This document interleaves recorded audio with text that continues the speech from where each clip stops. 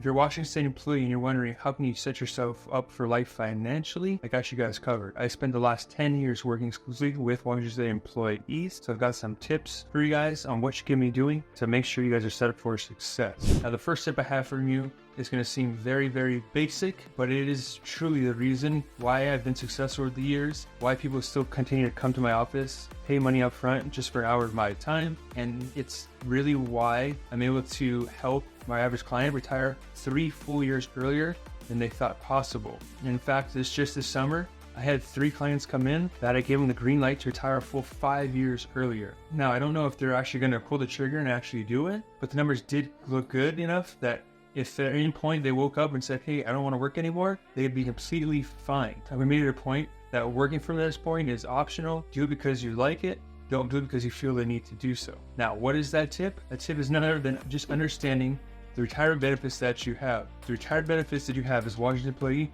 are so powerful, but many people fail to realize how to utilize them or the numbers behind it all to make it work. They're so focused on working to a certain age or trying to save and hit a certain number before they can retire, when if all you do is know the math, how much you need it to have, and how all the pension systems work, you could probably get there a lot faster. So the biggest tip I have for you in this video, right off the bat, is going to be know your retirement benefits. Now, if you don't have the time or expertise to dive into all the specifics and know the numbers and the break-even ages, that's why people come to our office, is to get that type of deep knowledge. If you have an advisor that doesn't work with Washington employees every single day, they're probably going to overlook these type of specific situations. And at best, you might get some generic advice on how the pension formula works. They might go to the front page of DRS, read about it, and then regurgitate that information to you in the meeting. But when you want to get really specific to how it all works, that's when you need an expert. So it's really important that you understand your benefits. Now, the pension formula is really pretty basic, but when you look at the early collection strategies, the penalties involved and what the break-even ages are, that's where the secrets lie. When you really dive into it, you know the numbers, the penalties, the break-even ages. You understand that retiring early from Washington State, for many people, is really just bridging the gap between when you retire to when the pension or Social Security can start. So you're really just bridging for a few years. You're not trying to make it last for 20, 30 years. So it's a different lens you have to look at things to really make it work.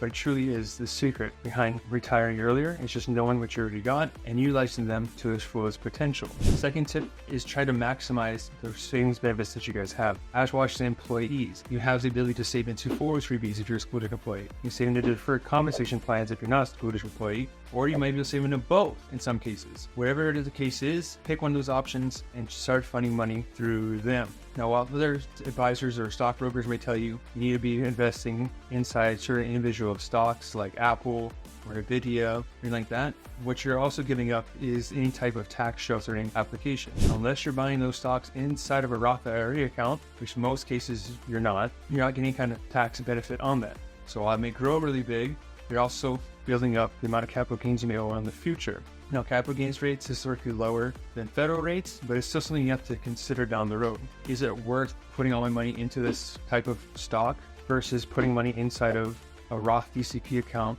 that it may not grow as much, but at least they know that's growing tax-free for me. So there's some things you have to weigh when deciding where you're going to invest in from. Washington State Deferred Compensation Plan now offers Roth. That should be a no-brainer for most people. If you have that option to put money into a deferred compensation plan, which means you get access to the money as long as you're separate as service. So there is no age limit on the deferred compensation plan. It's circuitized to your employment. So if at 52 you said, hey, I'm done working, I want to start using my money, you can do that inside of a deferred compensation plan. There's no 10% penalty on that money. Now, the fine print here is if you're pre-tax, you're good to go. You should have to pay money on the taxes. If it's Roth, the growth still has to sit in there until you're 59 and a half. The deferred compensation rules don't quite eliminate the IRS's rules of how to get tax-free growth. But what that does mean for any money you personally put in, money that you already pay taxes on, that's yours free and clear at whatever age you decide to take it from. The growth has to stay in until 59 and a half. Now, how much growth do you have in that account versus how much you put into? That's where the custodians are going to come in place. Credit Custodian Washington State is Voya. That's what they keep track of. That's part of the fee you're paying for them. If you move it to a different carrier like Schwab or Vanguard, they become your custodian. They keep track of that stuff. So while I people hate paying admin fees, knowing how much you've put in versus how much growth you got and how it affects you tax-wise is one reason why they charge a fee for those type of services. So wherever the case is, maximize your benefits and really start utilizing that deferred compensation plan as much as possible, to start building some tax-free growth for you. Tip number 3 is to make sure you want to invest with purpose. We don't want to just throw money blindly in the market and hope it all works out. You want to make sure you're strategic with what investments you're putting money into. You want your money to go work for you. Now, keep risk tolerance in mind.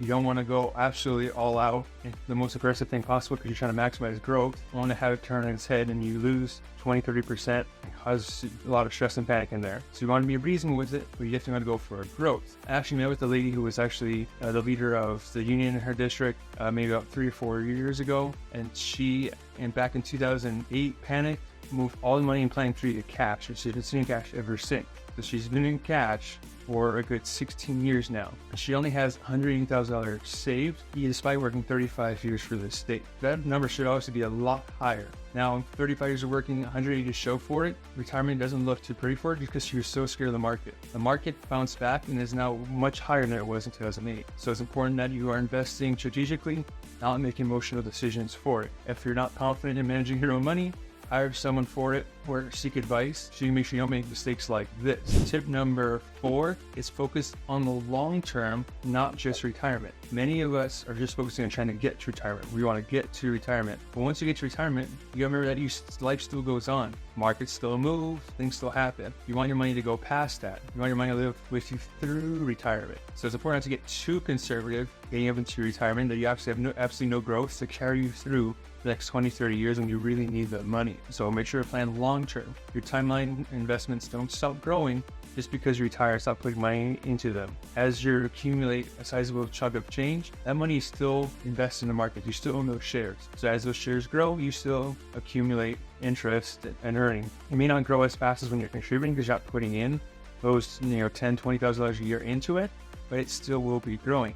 And as the account gets bigger, the amount of growth should go up with it. It's the magic of compounding interest. While it may take you a long time to get up to $500,000, it's not going to take you much time at all to double that and go to $1 million. Money that grows at 7% doubles every 10 years. So you got $500,000 that earn 7%, you'd be a millionaire within 10 years. If you're only earning 5% on it, it takes about 14 years. So still, early 70s, you could have your money doubling for you, even if you had a lower rate of return. So always focus on the long term when planning for it. Another thing that often gets overlooked is the Washington estate tax. So estate or inheritance tax, if you like to call it, affects people when they pass away. If your net worth is over so much money, you have to pay additional taxes to Washington state. Now, there are 2 levels of estate tax. There's the federal level, which is currently set as close to $11 million per year. Most of us don't worry about that. Washington state, however, is only about $2.1 million per person, and that $2.1 million does not carry over to your spouse. So if you're a married couple, everyone gets $2 million exemption. So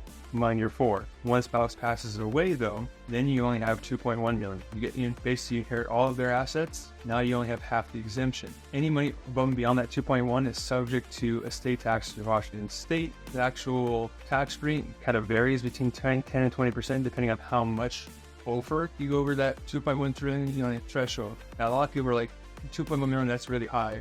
I only have $500,000, no I'm going to get there. But remember, this is your estate bill. It's everything you own. It's not just your retirement account. So when you're doing the math on it, you add up all the retirement accounts, investment accounts, stocks. You add up anything you have in savings accounts. You want to add up all of your real estate as well. So that's where like you'll get tripped up with. They may only have $500,000 now, but their house is worth $800,000 million bucks. Now you're at 1.5. You're not too far off of it now. It's also remember that your money does grow over time. Just because you're 55 and only have $1 million in the bank doesn't mean you're not going to get to $2 million in the next 20-30 years. There's actually a very good chance that does happen as long as you invest it correctly, don't make any kind of big mistakes. So this tax affects a lot more people than they realize, and it's going to be one of those sneaky things that come up down the road and people really aren't expecting it. Now this rate does rise every year, but it's not rising fast enough to keep up with the amount of growth. So the take-home point here is you need to start paying attention to the Washington estate tax, start learning about strategies you can do to mitigate the bill. And the earlier you start implementing strategies, the better your career could be down the road. Don't wait till it's too late, because there are some strategies that really need to be implemented now while you're younger ahead of time. The longer you wait, the harder it is to get these type of proper planning done, as there's going to be certain options that are no longer be available to you. Tip number 5, and this is one I iterate all the time, and it's still something that many people really don't quite understand, is that you want to prioritize income in retirement. If you're looking to be financially set for life, you need to have proper cash Cash flow is the life source of everything we do in life. You need proper cash flow. Without cash flow, then that's when people run out of money. So in order to get cash flow, we already know we have pensions coming in, we have Social Security. Those are great. If those are enough, then you start tapping into your investment account. If you don't have quite enough saved in there, or you're worried about, what the software is going to do, one thing I always encourage people to do before they move any money out of Washington State is to consider looking at the TAP annuity. TAP annuity is issued by Washington State. You can only purchase this money while you have an account balance in Plan 3. Once money comes out of Plan 3 and goes to an IRA or somewhere else, that option is off the table. All a TAP annuity does, or any annuity for that matter, is it turns the money you put into it into a guaranteed income stream. You're essentially creating just another pension plan here. So if you throw $500,000 into TAP annuity, and let's say they're paying 6% on that money, you get 6% of $500,000 or $30,000 per year guaranteed for life. Now, yes, you get control of that money, but you're getting 6% back in your pocket every single year. Plus, they guarantee that money is going to go up every year by 3%. So you get $30,000 year 1, year 2, you get a 3% raise, which off of $30,000 is about $900 or so. And then year 3, you're going to get a 3% on top of that $30,900. So it continues to go up. It doesn't take much time for your payment to potentially be where it's over $40,000 or even $50,000 per year. Now, this strategy isn't something that can be replicated in the private market. And believe me, I've tried it. Because Washington State operates on a negative budget, they can afford to pay more than private insurers, and they have that 3% cost of living adjustment, which private insurers may offer, but they're going to cut their rates. So if TAP annuity is saying, hey, 6% plus a guaranteed 3% cost of living, you'd be lucky to find 5% with 3% cost of living adjustment everywhere else. It's just too much of a difference that I haven't seen it really work out. Now, even if you feel like you don't need TAP annuity, it's still something you want to consider just because it's a one-time deal. I have a lot of clients take it. They don't necessarily need it, just for that peace of mind. Just because they want an extra $1,000 per month or $500 per month, just in case something were to happen. Or if they want to guarantee they can take vacations or contribute to their kids' college for the foreseeable future, they want to have that guaranteed income stream. That income stream is not indicative on market performance or growth. Doesn't matter what company goes bankrupt, what the stock market does, what tax rates are, it's guaranteed for life. So it gives you that extra piece of money. It's probably something you don't want to put all of your money into, but a growing number of my clients are putting at least a portion of the portfolio in there. And that's another secret that they're using to help them retire earlier than they thought possible. So all those are the different steps you can take to set yourself up financially for life in Washington State. If you have any questions or want to dive deeper into any of these topics, feel free to book a call with us. The link is going to be in the description below. And until next time, just remember that your future depends on what you do today.